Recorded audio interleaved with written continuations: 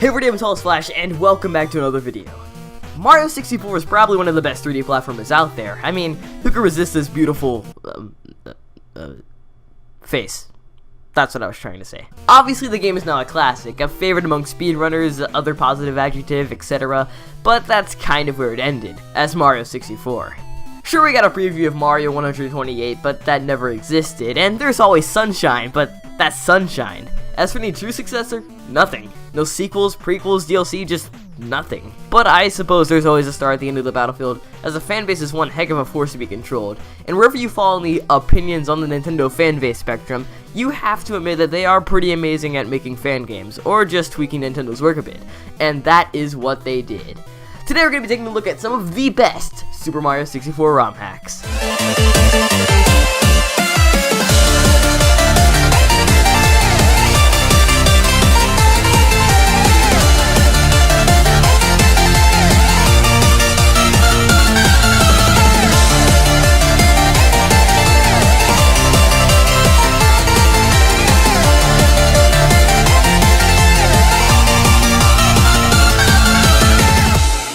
The ending to Mario 64 is satisfying and all, but like I said in the good old intro bit, it's all we got. Mario 64 Last Impact aims to fix that. We start off from the newest renovation to Peach's castle, the Courtyard, featuring rocks, baskets, and f***ing meteors. Talk about going to 0 to 100. I've been in game for literally 7 seconds and already this. But instead of nuking up the place like they're supposed to, they spawn 2 big piranha creepers, and now it's time for Mario to save the day once again. Or I could just die. That works. Apparently I was supposed to jump on their heads, which in retrospect makes a lot more sense than just aimlessly filling around at them. Anyways, I got a second try to... I'm pretty sure that's not Mario music. But I guess the Majora's Mask boss fight works. After a laughably easy boss fight, it's time to pick a world, as the Courtyard is the game's new hub. What better to start with than number 1, Wildlife Valley. I can't stress how much I love this world. Although it's not as bubbly and bright green as Bob-omb Battlefield, it's seeping with charm. The music fits perfectly and the entire aesthetics of the stage give me some Banjo-Kazooie vibes, if you know what I'm saying. The presentation along with the new enemies and mechanics you see later is literally at Nintendo's quality, and it starts to even show later in the game. That aside, we're here, and I have no idea what I'm doing. But these creepy guys are here, so that's something. Considering that the star's name is Touch Fuzzy Get Dizzy and there is a big do not consume sign over the hub world, touching them probably isn't the best idea. I'm doing it. I think I broke it. So the entire premise of this world is just Mario touching these fuzzies and tripping balls the entire time. What? Not only do these fuzzies mess with your controls, but they completely just screw the world around you after touching them, and this sucks later. Right here specifically. So in this area, you're supposed to run up this valley while avoiding the Fuzzlords, but that's kind of impossible when there's wind coming out of random directions and blowing you into them repeatedly. And since you're kind of stuck during the acid trip, a lot of this happens. No! Oh. The wind carried me back to the start instead of letting me fall? There's a surprising lack of instant death bit right there. But I guess it's time to try again. After a lot of failure, I got stuck in this one spot here by the wind by an invisible barrier. Since the wind pushes you in one path and you can't maneuver the other way, I'm soft locked. I literally can't die. And just to pour salt in the wound, the star is right there. After a soft reset, I realized that if you're not dumb like me, the intro sequence before every level literally shows you the star's location, so it's time to not go there. Instead, I found this really cool area where you just hit this dandelion and just Deku Link your way across to this place and get a star. But for the sake of not feeling like a failure, it's time to use my patent pending, super awesome amazing speedrunning skills 8 deluxe bit U-Boy power advanced SP color and Knuckles ZX Mini. Oh, that actually worked. Well, 2 stars is enough for this hack, but if you guys want, I can make a separate video covering it completely, as there's a lot more content I haven't covered here. Anyways, welcome to Star Road. So this ROM hack is another take on the make a sequel to Mario 64 because Mario 128 doesn't exist genre, and well, it's pretty freaking cool. To start off, the Mushroom Kingdom's got a fresh new design, like a blue roof. Speaking of redesigns, our boy Mario's got some new textures which look pretty rad. The new textures look really clean and give a kind of Mario 3D World aesthetic. It's just a little change, but it's one of those small things I count. Hey look, there's a Yoshi. Let's see what he has to say. Exposition. Well, that was useless. Look, a painting. This probably isn't a gate to a world that's haunted or anything. Spoiler alert.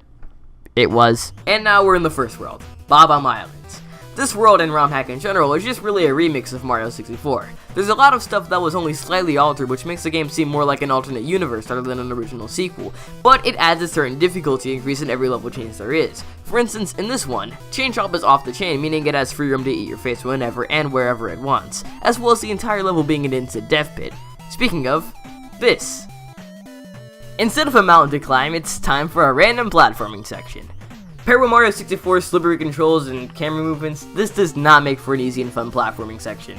But I mean, with the power of rewinds and emulators, anything is possible, no matter how many tries it takes.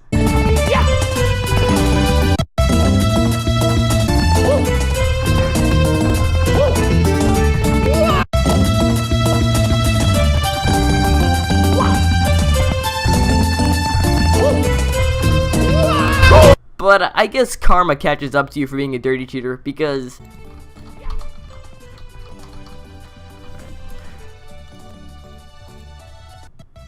wait, did I seriously just do that? Accidental resets aside, it's time for a rematch against our favorite floating mustache, Goomba. The fight in itself isn't really that much different from the original, except instead of being thrown off the mountain, you're being thrown off the floating castle, and you have to do the entire trick again past all the platforming from before. Not only this, but the king takes an extra hit to stop, and he also recovers a lot quicker than the original. But for a tallest, these challenges can't stop me, even though the platforming section can. That aside, there's not much more to be said about this hack, except that it is the definitive Mario 64 Remix Edition. For our last hack of today, we will be doing what every Mario player has wanted to do since the dawn of the first game, and that is play as a Goomba. While not necessarily hunting Mario down, in Goomba's Easter egg hunt, you hunt for Easter eggs and little puzzles. There's no particular stars or goal or even plot that comes to mind. You just play to play it. This is probably the most likely for Nintendo to actually have made on the list. Your jump height is drastically decreased because you're a Goomba, but that doesn't stop the game from helping you with music blocks and trampolines. There's a lot of clever platform placements that make you think about how to use your tiny size correctly, something I clearly am unable to do.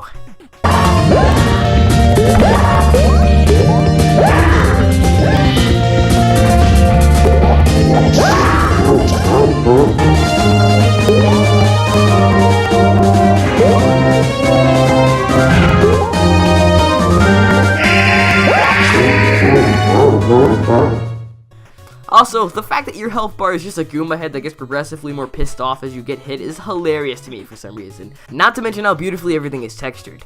This legitimately looks like a GameCube game in some instances rather than a hack. All the textures are just really high quality and the Goomba model is looking sharp as, well not sharp, but smooth. You get the point. This one side-scrolling level is my favorite that I've played. It just gives off such a Kirby 64 vibe. The level starts you off walking to the right as usual, before coming across a little electric dude that you have to dodge.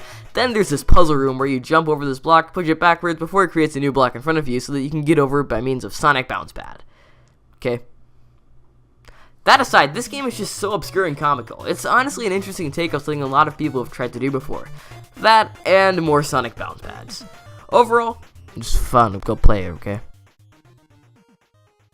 But that's looking like all for today, guys. I had a lot of fun with this one, so if you enjoyed it as well, make sure you let me know by dropping a like down below, or you can leave a comment. I love to hear you guys' opinions and know that you exist and stuff. In fact, it was a comment from a subscriber named Retrograde that helped me find it myself to make this one. It's one of the videos I've had the most fun with in a while, and arguably one of my best, so you can thank him as well.